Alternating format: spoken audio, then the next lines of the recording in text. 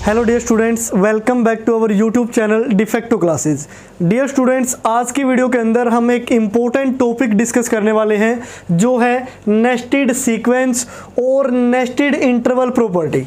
तो dear students, अगर हमारे चैनल की वीडियोज आपको पसंद आती है तो वीडियोज़ को लाइक करके जरूर जाया करें, कमेंट में अपने रिव्यू दें और चैनल से अपडेटेड रहने के लिए चैनल को सब्सक्राइब करके बेल आइकन प्रेस कर लें ताकि वीडियो डालते ही सबसे पहले नोटिफिकेशन आप तक पहुंचे।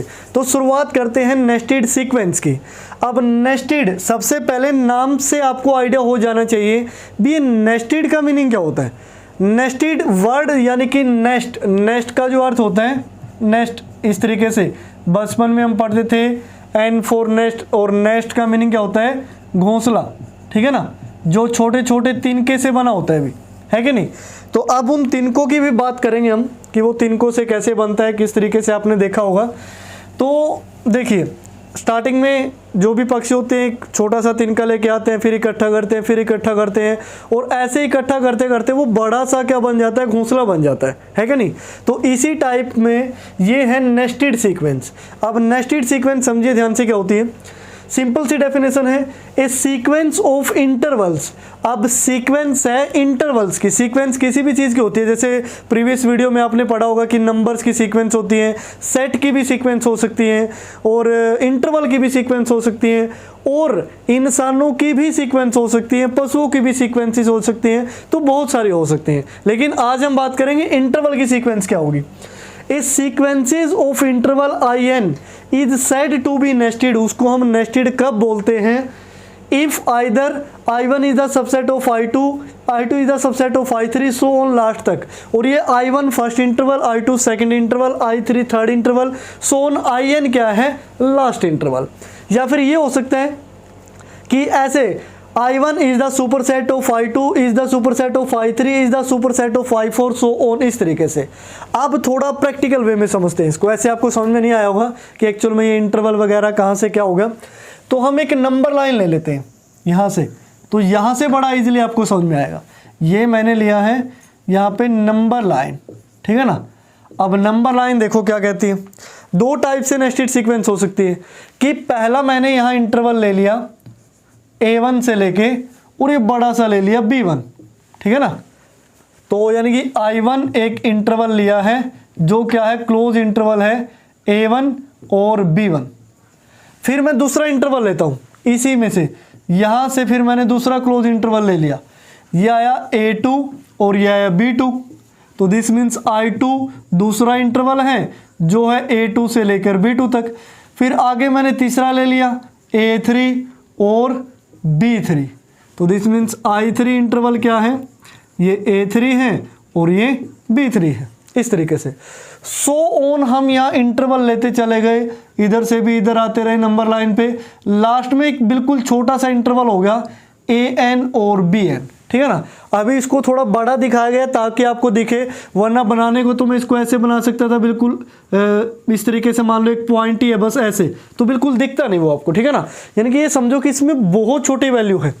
तो दिस मीन्स सो ऑन, जो INth इंटरवल बनेगा वो बनेगा AN to BN। तो यहाँ से आप क्या देख पा रहे हैं कि जो INth इंटरवल है वो इससे पहले वाले का क्या होगा, सबसेट, और वो उससे पहले वाले का, वो उससे पहले वाले का, ऐसे ऐसे आएंगे। I3 किसके अंदर है, I2 के अंदर, I2 किसके अंदर है, I1 के अंदर। तो ऐसा हो सकता है, लेकिन तो ये केस भी हो सकता है। दूसरा केस देखिए, दूसरा केस ये ऐसे भी हम ले सकते हैं कि पहले वाला यहाँ ले लो A1 से, और ये ले लो B1, फिर दूसरा ले लो A2 और ये ले लो B2, फिर ले लो A3 और फिर ले लो B3। तो सो ऑन ऐसे चलते जाओ, लास्ट में एक इंटरवल ले लो AN और फिर ले लो BN, ठीक है ना। दो कंडीशन होगी इसमें। तो क्या था, I1 is the superset of B, यानी कि ये सेकंड वाली कंडीशन है कि नहीं, और I2 is the superset of I3, जैसे I1 is the superset of I2, I2 is the superset of I3, I3 I4 का, I4 I5 का, सो ऑन आगे से चलता जाएगा। या तो ये केस हो सकता है, या फिर ये दूसरे वाला केस हो सकता है, यहाँ I1 सबसेट होगा I2 का, और I2 जो है वो सबसेट होगा I3 का, सबसेट होगा I4 का, सो ऑन। इस तरीके से लास्ट तक ये क्या चलता जाएगा। यानी कि दो तरीके से आपकी नेस्टेड सीक्वेंस हो सकती है। तो इनको हम बोलते हैं नेस्टेड सीक्वेंस। वो केस 1 केस 2 में से कोई भी हो। यहाँ पे मैंने दोनों लिखे हैं, ये फर्स्ट भी लिखा है और सेकंड भी लिखा है। तो ये इंटरवल की सीक्वेंस है जो इस टाइप से हो सकती है। तो ये है भी नेस्टेड सीक्वेंस। तो आपको क्लियरली समझ में आ गया होगा। नंबर लाइन से चीज़ें थोड़ा और समझ में आती हैं कि जैसे हम वाइड जा रहे हैं, राइट साइड इंक्रीज हो रही है, लेफ्ट साइड डिक्रीज हो रही है, या ऐसा भी हो सकता है। तो प्रैक्टिकल चीज़ों को समझने से चीज़ें लंबे टाइम तक याद रहती हैं। तो ये हो गया भी नेस्टेड सीक्वेंस। अब बात करते हैं नेस्टेड इंटरवल प्रॉपर्टी की, ठीक है ना। भी एक्चुअल में ये क्या है और इसको हम जो ये रिजल्ट इसमें सामने लिखा है आपके कि आप कैसे प्रूव करोगे। तो यहाँ से देखिए, नेस्टेड इंटरवल प्रॉपर्टी या इसका दूसरा नाम है कैंटर इंटरसेक्शन थ्योरम। अब ये कैंटर वो गाड़ी वाला कैंटर नहीं है, कैंटर नाम है किसी मैथमेटिशियन का। तो कैंटर इंटरसेक्शन थ्योरम भी बोलते हैं इसको। ये लिखा आ जाए या फिर नेस्टेड इंटरवल प्रॉपर्टी लिखा आ जाए, बात एक ही है। एग्जाम में काफ़ी बार रिपीट हो चुकी है और हो सकता है कि आने वाले एग्जाम में भी आ जाए। तो यहाँ से देखिए स्टेटमेंट क्या है। इफ़ आई एन यानी कि कोई सीक्वेंस है इंटरवल्स की, जो close interval A N B N की क्या है सीक्वेंस है, is a sequence of close intervals. अब एन की वैल्यू कुछ भी हो सकती है, एन की जगह 1 रखोगे तो A1 B1 इंटरवल हो गया, फिर A2 B2 A3 B3 so on AN BN हो गया, ठीक है ना। ये क्या है, एक सीक्वेंस है इंटरवल की, क्लोज इंटरवल की। फर्स्ट कंडीशन क्या है, सच दैट, ये हमें गिवन है कि जो IN+1 है वो सबसेट होगा IN का। IN+1 है सबसेट है IN का for all n belongs to natural number, ठीक है ना। फिर बोल रहा है कि limit n tends to infinite, जो लेंथ होगी nth इंटरवल की, जो सबसे छोटा बनेगा वो बिल्कुल कम हो जाएगी, यानी कि वो लगभग क्या होगी, 0 होगी। यानी कि जैसे जैसे n इनफाइनाइट को अप्रोच करेगा तो लेंथ क्या हो जाएगी इंटरवल की, 0 हो जाएगी। देन हमें प्रूव करना है कि अगर हम इन सभी इंटरवल की इंटरसेक्शन लेते हैं, इसका मीनिंग क्या है, I1 intersection I2 intersection I3 intersection I4 so on intersection I infinite, यानी कि n की वैल्यू इन्फिनिटी हो सकती है। तो ये जो वैल्यू आएगी एक सिंगलटन सेट आएगी, मान लिया वो A है, कोई एक ही एलिमेंट होगा, इसमें एक से ज़्यादा एलिमेंट नहीं हो सकते, समझे।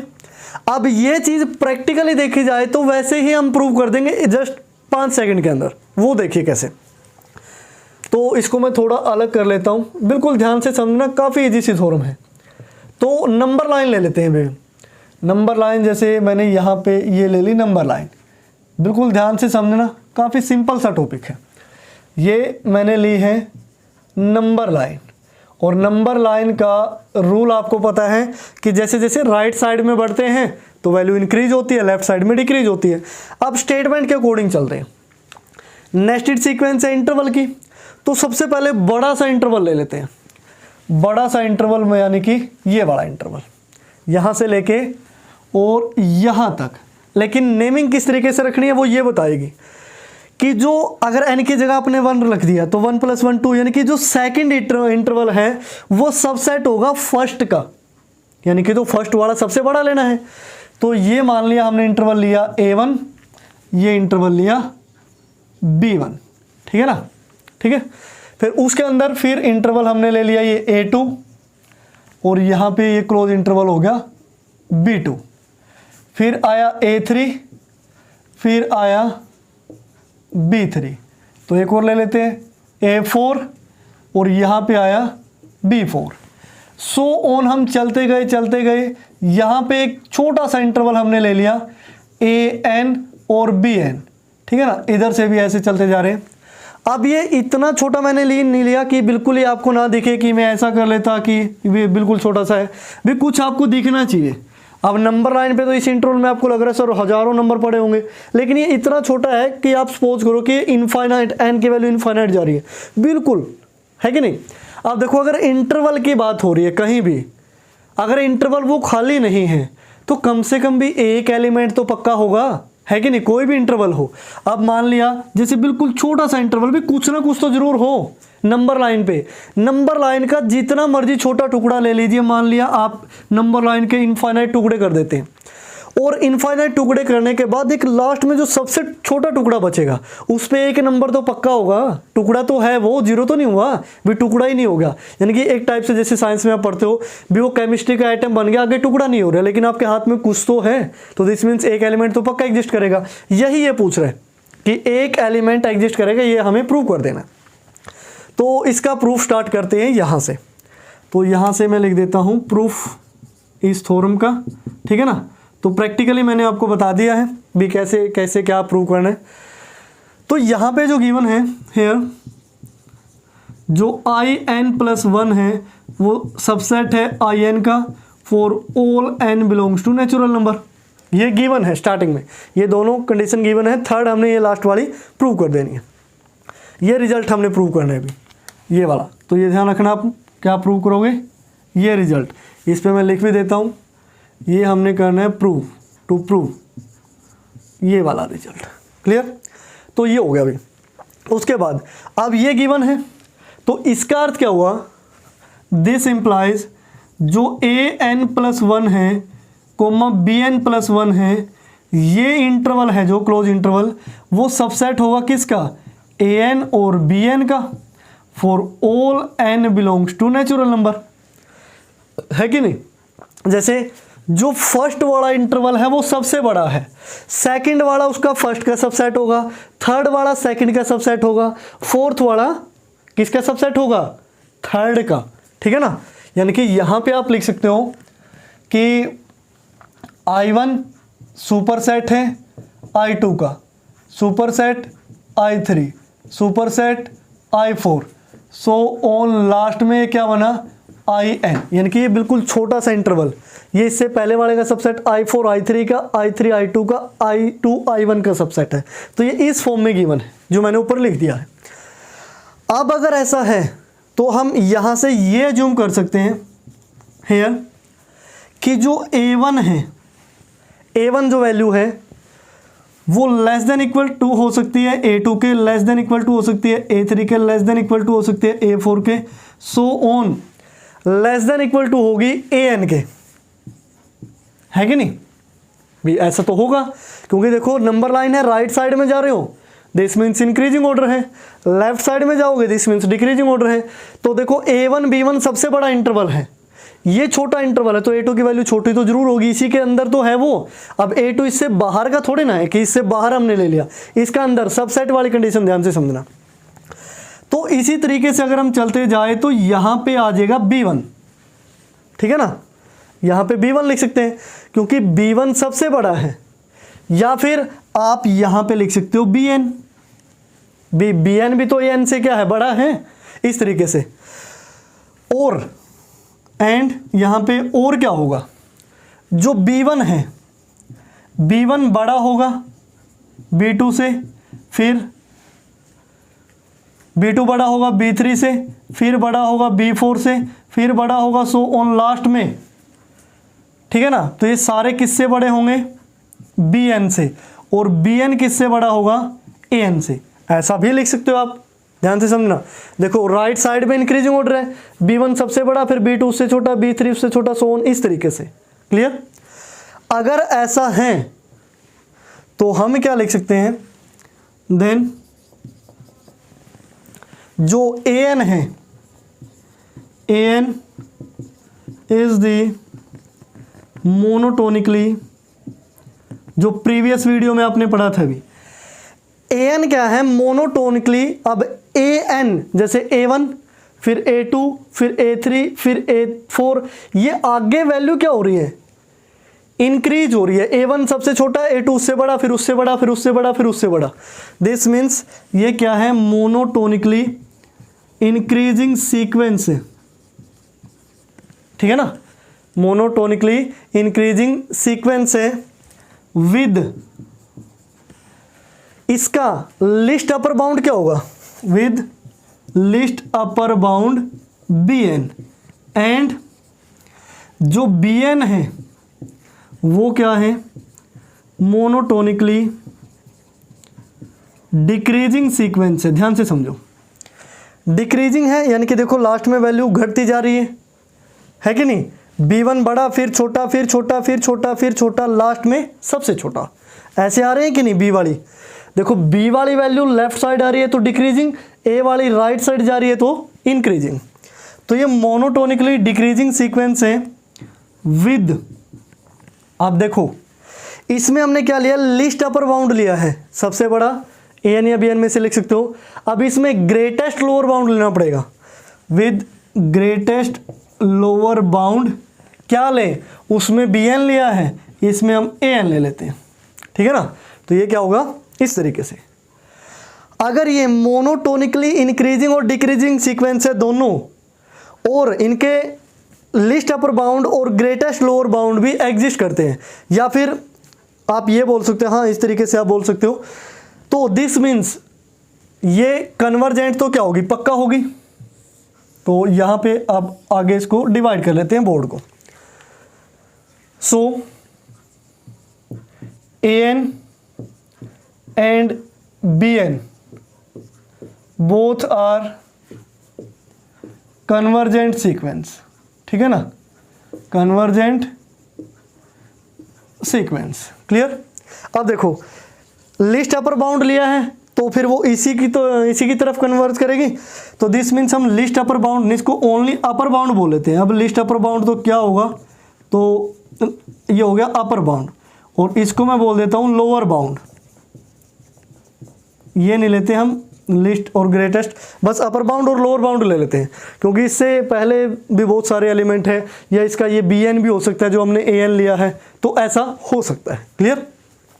तो अब देखिए, अब हम मान लेते हैं लेट, अगर ये कन्वर्जेंट हैं तो भी किसी ना किसी फाइनाइट नंबर पे तो कन्वर्ज जरूर करेगी। तो हम मान लेते हैं कि limit n tends to infinite, जो AN है उसकी वैल्यू A है, and limit n tends to infinite, जो BN की वैल्यू है वो क्या है, B है। B AN जो सीक्वेंस है वो A को कन्वर्ज कर रही है, BN है जो वो B को कन्वर्ज कर रही है, क्लियर। और यहाँ पे A ही क्या होगा, ग्रेटेस्ट लिस्ट अपर बाउंड, और B क्या होगा इसका, B क्या होगा, ग्रेटेस्ट लोअर बाउंड, ठीक है ना। A और B मान लिए हमने, ये जस्ट अपर और लोअर बाउंड, यहाँ कुछ भी लिख सकते हो, कोई इफेक्ट नहीं पड़ेगा आपका। अब उसके बाद सेकंड पॉइंट पे आते हैं। सेकंड पॉइंट पे जो INH इंटरवल है उसकी लेंथ 0 दे रखी है, अगर limit n tends to infinite हो, here limit n tends to infinite, जो लेंथ है, लेंथ ऑफ NH इंटरवल वो 0 हो जाएगी अगर n की वैल्यू इनफाइनाइट को अप्रोच करे। अब NH इंटरवल की लेंथ कैसे निकालोगे, NH इंटरवल ये है, तो ये देखना है भी ये वैल्यू कितनी होगी इनके बीच में, तो BN में से हम क्या माइनस कर दें, AN। अब किसी इंटरवल की लेंथ देखनी है, मान लिया मैंने बोल दिया इंटरवल 2 से लेके 4 तक है, तो 4 में से 2 माइनस कर दो, यानी कि जो अपर वैल्यू है उसमें से हम क्या कर देंगे, लोअर वैल्यू को माइनस कर देंगे, तो दिस मीन्स लेंथ आ गई। तो यहाँ से this implies limit n tends to infinite BN minus AN, ठीक है ना, और इसकी वैल्यू क्या दे रखी है, 0। तो इसको अलग अलग कर लेते हैं, limit n tends to infinite BN minus limit n tends to infinite AN is equal to 0। अब देखो limit n tends to infinite BN, इसकी वैल्यू अभी हमने क्या सपोज किया, B, और यहाँ से इसकी वैल्यू क्या आएगी, A, तो B minus A equal to 0, तो B की वैल्यू क्या होगी, A के इक्वल होगी, A और B दोनों क्या हो गया, इक्वल हो गया। अगर AN में n tends to infinite A है, तो इस तरीके से जो AN है, जो A है ये किसका काम कर रहा है, ध्यान से समझिए, A इस सीक्वेंस की सबसे बड़ी वैल्यू है A की, AN सीक्वेंस की। अगर सबसे बड़ी वैल्यू है तो A क्या होगा, लिस्ट अपर बाउंड होगा, तो यहां से हम लिख सकते हैं here least upper bound of AN and greatest lower bound of BN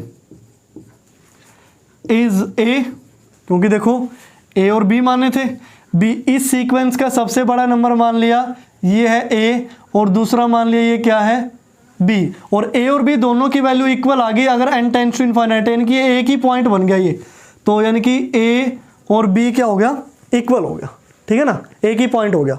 तो दिस मीन्स an का लिस्ट अपर बाउंड और bn का ग्रेटेस्ट लोअर बाउंड दोनों क्या हो गए, एक जैसे हो गए।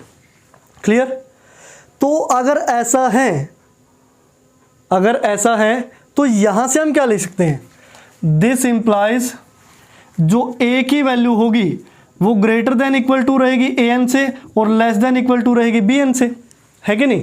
क्योंकि ये nth टर्म है an की और a क्या है, a लिस्ट अपर बाउंड है इस an सीक्वेंस का, तो a इसकी सभी टर्मों से क्या होगा, बड़ा होगा और a इसकी सभी टर्मों से क्या होगा, छोटा होगा। यानी कि a अगर इन दोनों के बीच में एग्जिस्ट करता है और an bn ही हमारा क्या बनाते हैं, i nth इंटरवल, यानी कि अगर मैं यहाँ से i n इंटरवल की बात करूँ तो ये क्या आएगा, a n और b n तो आएगा क्लोज इंटरवल। तो दिस इंप्लाइज यहाँ से हम क्या कह सकते हैं कि a belongs to i n बोल सकते हैं भी, a belongs to i n, यानी कि लास्ट तक इंटरवल में a है, a क्या है, प्रेजेंट है। अगर a इस लास्ट वाले इंटरवल में है तो इससे आगे वाले जैसे जैसे चलते जाओगे सभी इंटरवल में क्या है, a। तो हैंस हम क्या लिख सकते हैं, hence intersection of n equal to 1 to infinite जो i n है वो क्या बनेगा, एक सिंगलटन सेट बनेगा a का। क्लियर? क्योंकि a बीच में एक ऐसा एलिमेंट मिल गया जो इस इंटरवल में एग्जिस्ट करता है nth इंटरवल के अंदर, तो ये इस इंटरवल में भी है, इसको थोड़ा बड़ा करो, उसमें भी है, थोड़ा बड़ा करो, फिर उसमें भी है, तो सबसे बड़े में भी होगा क्योंकि सबसे बड़े इंटरवल का मीनिंग क्या होगा, ये सारा ही तो है। तो यानी कि सभी में a तो क्या है, पक्का है, तो इनकी इंटरसेक्शन में a जरूर एग्जिस्ट करेगा। क्लियर? तो ये है भी आपकी नेस्टेड इंटरवल प्रॉपर्टी या फिर इसको कैंटर इंटरसेक्शन थ्योरम आप बोल सकते हैं। क्लियर? तो अब बात करते हैं इसकी यूनिकनेस की। तो इसकी यूनिकनेस को आप कैसे प्रूव करोगे, यूनिकनेस नहीं यानी कि सिर्फ एक ही एलिमेंट एग्जिस्ट करेगा बाकी नहीं होंगे, ये हमें प्रूव करना है। तो यूनिकनेस प्रूव करने के लिए हम मान लेते हैं let a and a dash B two numbers such that कि इस तरीके से हमने मान लिया कि a less than a dash से and a comma a dash दोनों बिलोंग करते हैं nth इंटरवल से। ठीक है ना?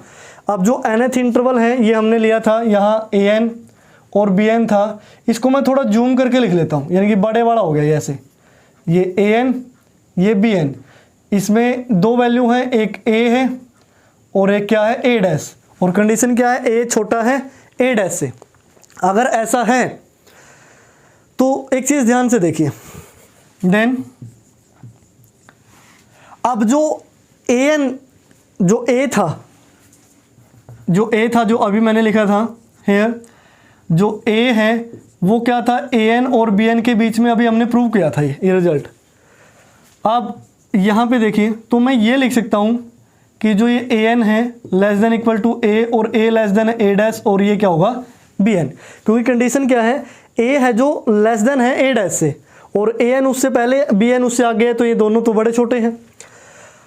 अगर ऐसा है तो दिस इंप्लाइज हम लिख सकते हैं कि bn में से अगर आप an माइनस करके मोड लेते हो तो वो ग्रेटर आएगा किससे, a डैश माइनस a के मोड से for all n greater than equal to m। इसको ध्यान से समझिए ऐसा क्यों है। देखो bn में से n घटाया तो इस इंटरवल बड़े की लेंथ आ गई, तो ये लेंथ बड़ी होगी और ये लेंथ क्या होगी, छोटी, क्योंकि इसके अंदर एग्जिस्ट करते हैं। तो दिस मीन्स ये लेंथ क्या होगी, बड़ी, तो हमने ये ले लिया। अब उसके बाद सिंस यहाँ पे एक वैल्यू गिवन थी कि limit n tends to infinite, जो bn माइनस an है वो क्या हो रहा है, जीरो हो रहा है, ये गिवन थी, यहाँ लिखा भी, अभी मैंने साफ कर दिया, तो यहाँ भी लिखा था वो। अगर ऐसा है then for any epsilon greater than zero, तो इसके अकॉर्डिंग हम क्या लिख सकते हैं, अगर n tends to infinity zero को कन्वर्ट कर रही है तो bn माइनस an का और माइनस जीरो का मोड लेस देन होगा एप्सिलॉन से for all n greater than equal to m। ये हम प्रीवियस वीडियोस में काफ़ी जगह पढ़ चुके हैं। अगर ऐसा है, अब देखो एप्सिलॉन क्या है, एक पॉजिटिव क्वांटिटी है जो जीरो से बड़ी है। अब 0.1 हो, 0.11 हो, 0.2 हो, 0.3 हो, कुछ भी हो सकती है, छोटे से छोटा और बड़े से बड़ा आप कुछ भी ले सकते हो। तो हम कंडीशन मान लेते हैं कि अगर एप्सिलॉन इक्वल हो जाए a डैश माइनस ए के मोड के, क्योंकि ये भी तो एक छोटी सी वैल्यू है, बिल्कुल छोटा सा इंटरवल है, तो जूम करके बड़ा दिखाया गया है। अगर ये इक्वल हो जाता है, दिस इंप्लाइज हम क्या लिखेंगे कि B N minus A N का जो मोड है, जीरो लिखो ना लिखो कोई इफेक्ट नहीं पड़ेगा, लेस देन एप्सिलॉन है तो एप्सिलॉन की वैल्यू ये लेनी पड़ेगी, तो a डैश माइनस ए का क्या होगा mod for all n greater than equal to m।